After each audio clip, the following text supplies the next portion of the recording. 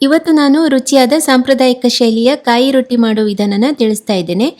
ಅಕ್ಕಿ ರೊಟ್ಟಿ ಅಂತಲೇ ನೀವು ಅಂದ್ಕೊಳ್ಬೋದು, ಇದರಲ್ಲಿ ಏನು ವ್ಯತ್ಯಾಸ ಇದೆ ಅಂತೇಳಿ. ಕೆಲವೊಮ್ಮೆ ಸೇಮ್ ರೆಸಿಪಿಯಲ್ಲಿ ಸ್ವಲ್ಪ ವ್ಯತ್ಯಾಸ ಮಾಡೋ ವಿಧಾನ ಮತ್ತು ನಾವು ಬಳಸುವ ಅಳತೆಯಲ್ಲಿ ಮಾಡಿದ ಕೂಡಲೇ ರುಚಿ ಹಾಗೂ ಅದರ ಫ್ಲೇವರ್ನಲ್ಲಿ ತುಂಬಾ ವ್ಯತ್ಯಾಸ ಕಂಡು ಬರ್ತದೆ. ಬನ್ನಿ ಹಾಗಿದ್ರೆ ಕಾಯಿ ರೊಟ್ಟಿ ಹೇಗೆ ಮಾಡೋದಂತ ನೋಡೋಣ. ನಮಸ್ಕಾರ, ನಾನು ಅಂಬಿಕಾ ಶೆಟ್ಟಿ. ಸವಿರುಚಿ ಕಾರ್ಯಕ್ರಮಕ್ಕೆ ನಿಮಗೆಲ್ಲರಿಗೂ ಸ್ವಾಗತ. ನಾನು ದೋಸೆ ಅಕ್ಕಿ ಅಥವಾ ರಾ ರೈಸ್ 2 ಕಪ್ ಆಗುವಷ್ಟು ಅಕ್ಕಿನ 4 ಗಂಟೆ ನೆನೆಸಿಟ್ಟಿದ್ದೆ. ಆ ನೆನೆಸಿರೋ ಅಕ್ಕಿನ ಚೆನ್ನಾಗಿ ತೊಳೆದು ನೀರು ಬಸಿದು ಮಿಕ್ಸಿ ಜಾರಿಗೆ ಹಾಕಿದ್ದೇನೆ. ಇದರ ಜೊತೆಗೆ ನೀವೀಗ 1 ಕಪ್ ನೆನೆಸಿದ ಅಕ್ಕಿ ತೊಗೊಂಡ್ರೆ 1.5 ಕಪ್ ಆಗುವಷ್ಟು ತೆಂಗಿನ ತುರಿ ಹಾಕಬೇಕು. ಅಂದರೆ ಒಂದಕ್ಕೆ 1.5 ಪಟ್ಟು ಅಷ್ಟು. ಹಾಗೆ ಹಸಿ ತೆಂಗಿನಕಾಯಿ ತುರಿ 3 ಕಪ್ ಹಾಕಿದ್ದೇನೆ. 3/4 ಚಮಚ ಉಪ್ಪು, ರುಚಿಗೆ ತಕ್ಕಷ್ಟು ಹಾಕ್ಬೋದು ನೀವು. ರುಬ್ಬುವಾಗ ತುಂಬ ನೀರು ಹಾಕೋದು ಬೇಡ, ನಮಗೆ ಹಿಟ್ಟು ಸ್ವಲ್ಪ ಗಟ್ಟಿಯಾಗಿ ಇರಬೇಕು. ಹಾಗಾಗಿ ಅರ್ಧ ಕಪ್ ನೀರು ಹಾಕಿದ್ದೇನೆ. ಮತ್ತು ತುಂಬ ನುಣ್ಣಗೆ ರುಬ್ಬೋದು ಬೇಡ, ಅಕ್ಕಿ ರವೆಯ ಹದಕ್ಕೆ ರುಬ್ಕೊಂಡ್ರೆ ಸಾಕು.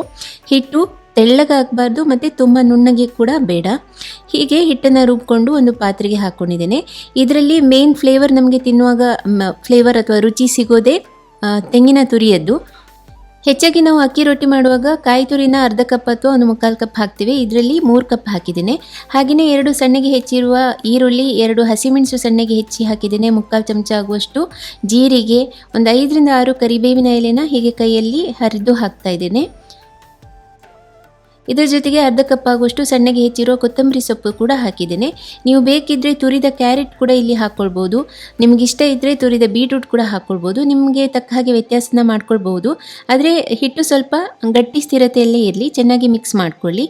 ನಾನಿಲ್ಲಿ ಕಬ್ಬಿಣದ ಕಾವಲಿ, ನೀರ್ದೋಸೆ ಕಾವಲಿನ ತೊಗೊಂಡಿದ್ದೇನೆ. ಸರಿಯಾಗಿ ಕಾಯಿಸ್ಕೊಳ್ಬೇಕು, ಕಾವಲಿನ ಬಿಸಿ ಮಾಡ್ಕೊಳ್ಬೇಕು. ನಂತರ ಎಣ್ಣೆ ಸವರ್ಕೊಳ್ಬೇಕು.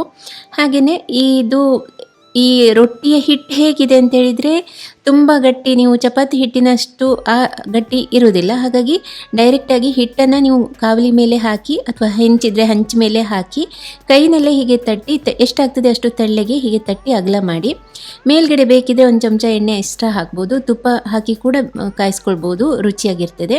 ಮಧ್ಯಮ ಉರಿಯಲ್ಲಿ ಚೆನ್ನಾಗಿ ಬೇಯಿಸ್ಕೊಳ್ಬೇಕು. ತಿರುವಿ ಹಾಕಿ 2 ಕಡೆ ಚೆನ್ನಾಗಿ ಬೇಯಿಸಬೇಕು. ಈ ರೊಟ್ಟಿನ ನೀವು ಚಟ್ನಿ ಜೊತೆಗಾದರೂ ತಿನ್ಬೋದು. ಚಟ್ನಿಗಿಂತನೂ ಜಾಸ್ತಿ ಯಾವುದಾದ್ರೂ ಕೋರ್ಮಾ ಅಥವಾ ಕರಿ ಇದ್ದರೆ ಅದರ ಜೊತೆಗೆ ತಿನ್ನಲಿಕ್ಕೆ ರುಚಿ ಜಾಸ್ತಿ.